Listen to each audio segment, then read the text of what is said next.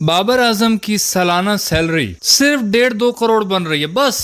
दूसरी तरफ शान मसूद, हमारे द ओवर एंड ओनली शान बाल कमाएगा माल, उनको तकरीबन 5-6 करोड़ साल के मिलेंगे। कुछ लोगों के जहन में ये जा रहा होगा कि शान बॉल ने जो इतनी अनथक मेहनत की वजह से, इतनी जो उन्होंने रिस्पॉन्सिबिलिटी ली, इतनी मेहनतें करके उन्होंने जो हमारी टीम को सबसे आखिरी नंबरों पे पहुंचा, उस वजह से नहीं यार, वो टेस्ट के प्रीमियम प्लेयर हैं, इस वजह से उनको इतनी सैलरी मिल रही। अब वो अलग बात है कि आपने भी और हमने भी देखे कि पिछले काफी सालों से, जब से शान बॉल कैप्टन है तब से भी देश ऊपर तो नहीं गया, वो बल्कि पहले से भी नीचे गया है। पहले भी हम बहुत चांद चढ़ाते थे, लेकिन आजकल तो माशाल्लाह कमाल ही, आजकल तो बांग्लादेश भी हमें व्हाइट वॉश यूं हरा देता है। तो शान बॉल को इतना सिला तो मिलना चाहिए। अभी सैलरी मिल रही है, मुझे हंसी इस चीज पे आई है, 40-50 लाख पर मंथ बनती है इनकी सैलरी। और दूसरी तरफ परफॉर्मेंस जब देखो तो बंदा बोले ना कि सर ये देखे sir, I am a very talented man and I am a very big business man, मैं 50 लाख महीने का बनाता हूँ, ये नॉर्मल सी चीज है मेरे लिए। तो अगला को सोचेगा कि यार ये 50 लाख महीने का बनाता है,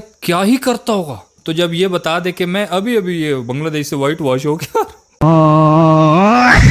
और मेरी कंपनी रैंकिंग में सबसे लास्ट पे खड़ी है, हमारी टीम वो रैंकिंग में 8वें नंबर पे कहीं घूम रही है, तो बंदा जब इस तरह से इंट्रोडक्शन करवाएगा तो फिर अगला यही बोलेगा कि यार ये तो कंपनी का दिवालिया निकला है, फिर भी ये कंपनी के जो मुलाजिम है ये तो मुनाफे में चल रहे हैं। भाई पैसे ज्यादा करने में कोई मसला नहीं यार, बेशक आप 6 करोड़ करो, इनकी 10 करोड़ करो, ये कोई ऑफिशियली अनाउंसमेंट नहीं है पीसीबी की तरफ से, लेकिन जो न्यूज चैनल्स हैं वो ये बता रहे हैं कि तकरीबन जो टेस्ट खेलेंगे खाली, उनको सालाना 4 करोड़ 80 लाख रुपए मिलेगा।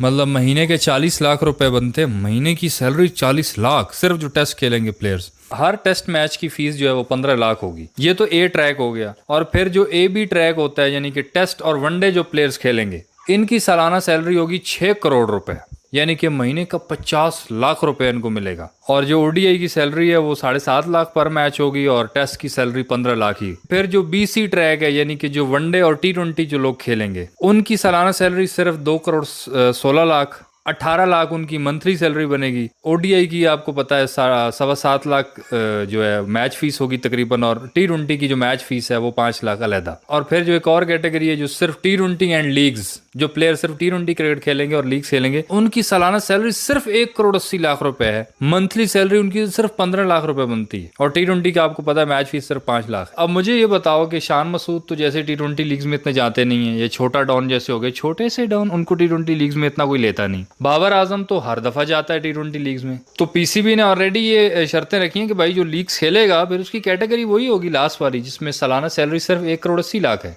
महीने के सिर्फ 15 लाख रुपए बनते हैं। तो बाबर सिर्फ 15 लाख ही लेगा फिर, क्योंकि मुझे इतना तो पता है कि बाबर ये टेस्ट वाली कैटेगरी तो नहीं चुनेगा। हमारे प्रीमियम, हमारे जो भी हैं, टेस्ट वाली नहीं चुनेंगे, वो बोलेंगे हमें सबसे आखिरी कैटेगरी दे दो। अभी रिसेंटली बिग बैश में बाबर गया था, 8-10 करोड़ तो वहां से यूं लेके आ गया, 7-8 करोड़ इनको पीएसएल में मिल गया था। तो ये 2 लीग्स खेल के इनको 15-20 करोड़ तो इनके यूं बन जाते हैं। एक आध लीग और खेलेंगे तो ये 25-30 करोड़ तो आसानी से भाऊ। तो ये सैलरी कौन लेता है? ये तो एक सरकारी तौर पे है ना, जैसे वो सरकार जो है वो उनको टेस्ट वालों को दे रही है कि चलो इन बेचारों को लीग्स मिलती नहीं है, और बेचारे इतनी मेहनत कर रहे हैं साल में, मतलब इतनी अनथक मेहनत करके आते हैं, 4-5 टेस्ट खेलते हैं पूरे साल में, 4-5 टेस्ट ही होते हैं पाकिस्तान के, तो थक जाते होंगे बेचारों की सैलरी ज्यादा कर लो। 40-50 लाख पर मंथ मजाक नहीं होता। मजे की बात यह कि हमारी परफॉर्मेंस के हिसाब से जो सैलरी है ना वो बहुत इंटरेस्टिंग चीज है। बाकी ये पूरा साल इनको कहा जाता है कि नहीं आप प्रैक्टिस करें, आपको हम हर महीने सैलरी देंगे, आपके घर में आएगी सैलरी, बस सिर्फ आपने जो वो 4 टेस्ट खेले हैं ना उनकी प्रैक्टिस करनी है घर में। और ये प्रैक्टिस पता है किससे करते हैं? प्रैक्टिस ये घर में जाके अपने जो गली मोहल्ले के छत्तू कगत्तू फत्तू नगत्तू उनको पकड़ के, ऐसे लोगों को पकड़ के उनके साथ क्रिकेट खेलते हैं, और डबल सेंचुरीज। आपने देखा होगा हमारे प्लेयर 2-2 सेंचुरी लगाते हैं, मतलब खबर आ रही होती है कि इसने फलां जगह पे सेंचुरी लगा दी डोमेस्टिक में, इसने उधर। और फिर जैसे ही इंटरनेशनल मैच होता है वहां पे व्हाइट वॉश सिंपल, जैसे अभी बांग्लादेश ने हमारे साथ किया। तो माशाल्लाह ये हमारी तैयारी का लेवल है। और फिर जो अपने आप को ये जस्टिफाई करते हैं, ये बड़े पते की बात कर रहा हूं मैं, ये जिसको समझ आए बड़े मजे की है बात।